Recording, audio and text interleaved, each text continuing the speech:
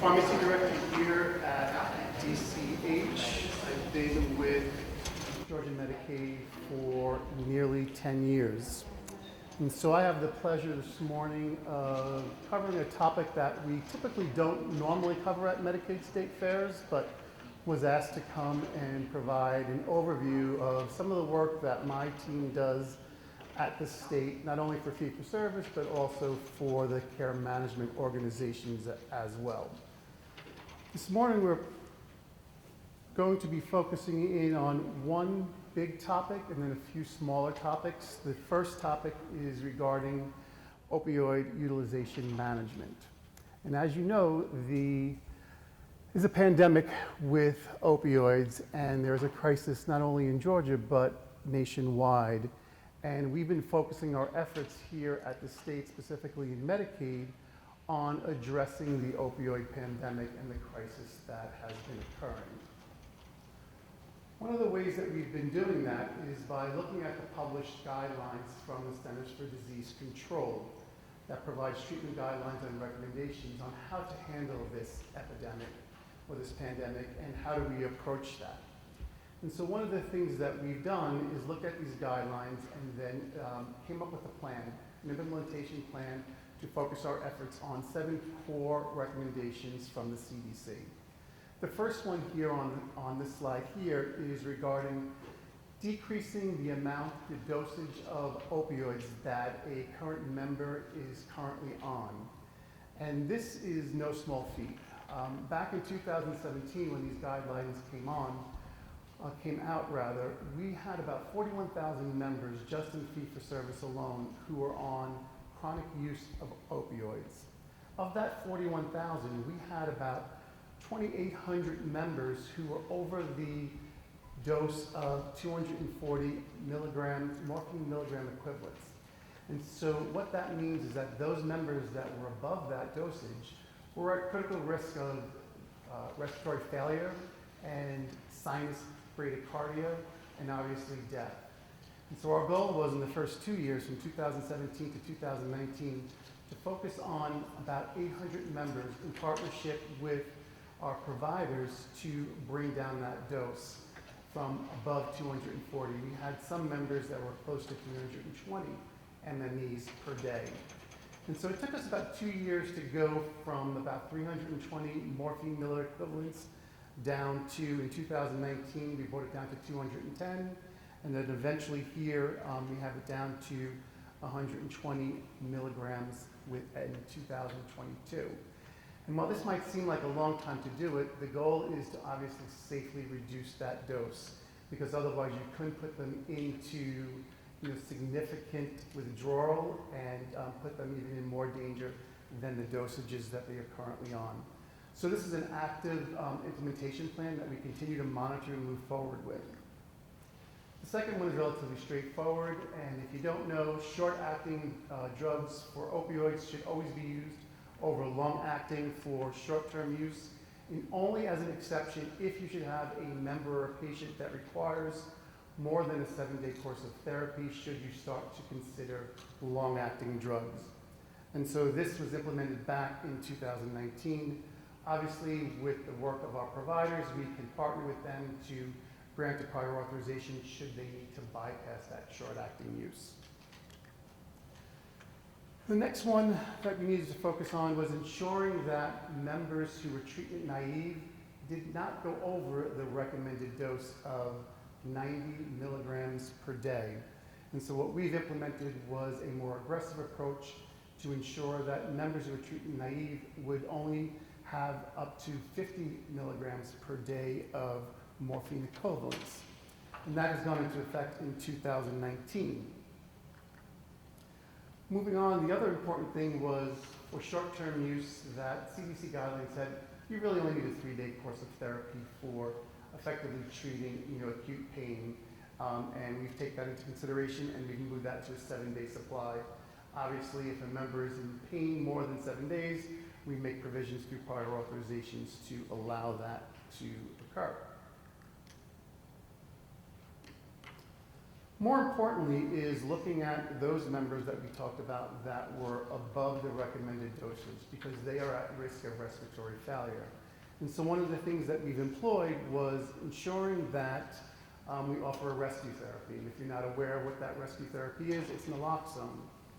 Previously, up until about 2020, we had that on prior authorization, which sounds ridiculous, right? Because if you're trying to have a life-saving rescue medication, it shouldn't be on prior authorization. And so we actively moved to remove that prior authorization in 2020 to ensure that those at risk could be able to get this medication through Medicaid. The other thing that we did was we wanted to ensure that we had collaborative practice agreements, not only just ensuring that providers could prescribe it, but making sure that ambulances had it and other agreements with other collaborative practice agreements were able to actually prescribe naloxone, and we actually cover it for that as well. This one is currently ongoing. It's the concomitant use of opioids with things like benzodiazepines and other central nervous system depressants. And obviously these type of combinations put you at risk for sudden death, respiratory failure, sinus bradycardia. And so we've been actively working to ensure how do we address that concomitant use. And so right now we are in the process of this first quarter evaluating through a retrospective drug utilization review with our providers how to address that to decrease the risk of that occurring. And so there's an active plan ongoing and more to come on that recommendation here in the future. And then lastly, one of the most important things that we need to recognize is that if you are a patient that has opioid use disorder, it's very hard to get off opioids, and it's really important for us to ensure and maintain that we have medication-assisted treatment to allow that to occur. And so several of our MAT therapies, like the buprenorphine and whatnot, are now available without a prior authorization to address this chronic pandemic. So what does all that mean, right? Where are our results? And so today, we have about 18,000 members that are currently using opioids. Of those 18,000 members, we only have a small portion, if you see here on the right of the screen, 605 members who are actively above what we call the safe and effective dose. But there's a monitoring and treatment plan in place for each of those members. So we have a significant amount, over 90% of our members currently today, who are in the safe range using these products appropriately. We have about 2,100 that are on MAT therapy that are suffering from opioid use disorder, and we're actively treating them. We have about 840 members who currently have in their possession naloxone should they have an overdose of some sort. How does that compare to where we started out? It's pretty impressive. Back in 2017, you could see here the amount of claims we had were nearly 137,000 claims. Compare that to today, our last snapshot of 60,000 claims. In terms of utilizers, we've decreased that by 45%. Back in 2017, we had 41,000 members. Today, we only have 18,000 members actively using opioids for the treatment of chronic pain or acute pain. More importantly, for those that are suffering with opioid use disorder, we've actually increased the availability of these medications to nearly double the amount of members who can actually get these prescriptions moving forward. And you see here, back in 2017, the life rescue medication, naloxone, and others like that, we only had 24 prescriptions. And as of this last quarter, we have about 840 prescriptions in that specific quarter alone. So as you can see here, we've done a significant job in addressing the pandemic here in the state of Georgia within our Medicaid population. This type of program has also been done with each of the CMOs as well and have very similar results. And then most importantly, if you look at our utilizers today, we only have a small amount, like I said, 605 that we're actively managing that are above that 180 morphine milligram equivalents. So much success has been done, and I'm very grateful to my team back at the state in Atlanta who have been working actively on this program for a number of years. Okay, moving on. What's really exciting now is if we look at gene therapy and regenerative medicine. We are at the precipice of actually changing the face of healthcare and how we treat diseases moving forward. So much so that we have a number of gene cell therapies that are addressing rare diseases or gene cell or genetic disorders. And they're smaller disorders where we may not be familiar with them, but as of today, we've only been able to treat them symptomatically. And now, because of the introduction of gene cell therapy, we are actually changing and being able to change their course of progression from where they would be dying at a young, tender age to now being able to extend their life because of these gene cell therapies. Some great case examples that are actually near and dear to the state of Georgia, obviously, is sickle cell anemia. As you know, it's devastating here. It significantly impacts our Black population, and we have over 10,000 members here in Medicaid, both in fee-for-service and within CMOs that are suffering from this disease. Today, we're actually able to change the course of their life and being able to impact that. But it doesn't come without a cost. And that cost is, very significant. There's significant high upfront costs for these type of gene cell therapies. There's 2 on the market right now for sickle cell anemia. One of them is $2.1 million, and the other is $3.2 million. And so the question becomes that this is a one and done type of medication. So the question that's outstanding is that if we want to be good stewards of our taxpayer dollars when we're giving this to Medicaid members, how effective is this one and done treatment? And is it really going to provide the success that these manufacturers are claiming should occur?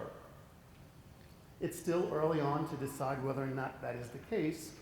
And because of that, we have to develop reimbursement strategies to allow us to ensure and maximize the benefit of these medications long term.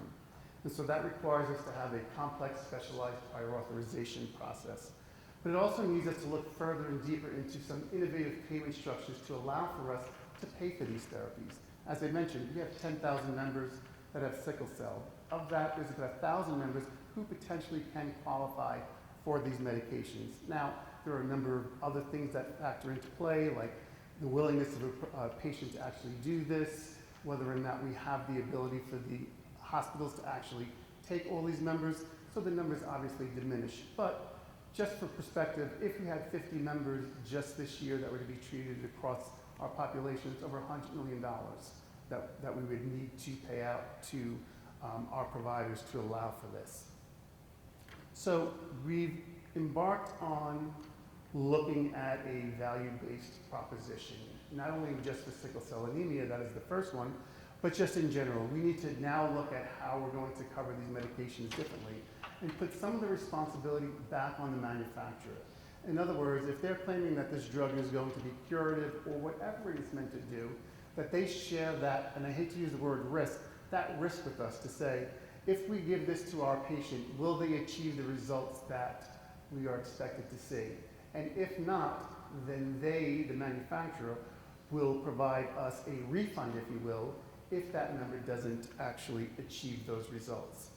And so we've just effectively negotiated our first value-based agreement, an outcomes-based agreement for Casgevy with sickle cell anemia. And so I'm proud to say that we have that accomplished. We are working on now looking at data aggregation and all the challenges around ensuring how do you actually make sure that this patient is successful and we follow them successfully throughout the course of their life to ensure that whatever outcomes-based agreement we have with these manufacturers, we're able to actively take advantage of should the patient fail.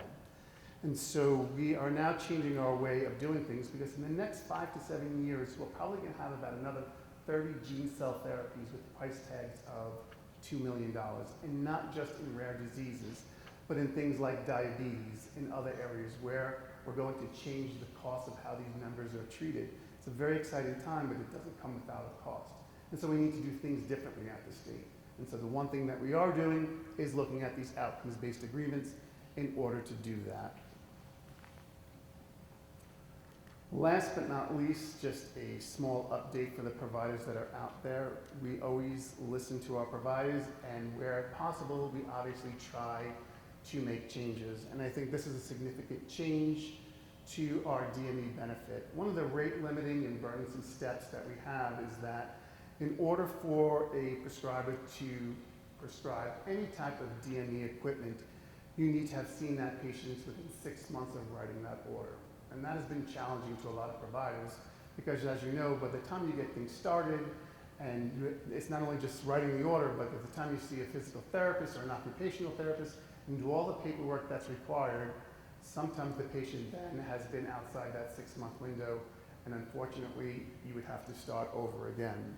And so what we've done, as effective as of April 1st, was to change that, to make it less burdensome to providers, with the goal, hopefully, of saying that going from 6 months to 10 months gives us ample time to do the work that we need to do to allow to ensure that that member can actually get the prescription for that order and effectively get that supply without it being limited to a 6-month, every 6-month evaluation. And so that has just gone into place as of April 1st.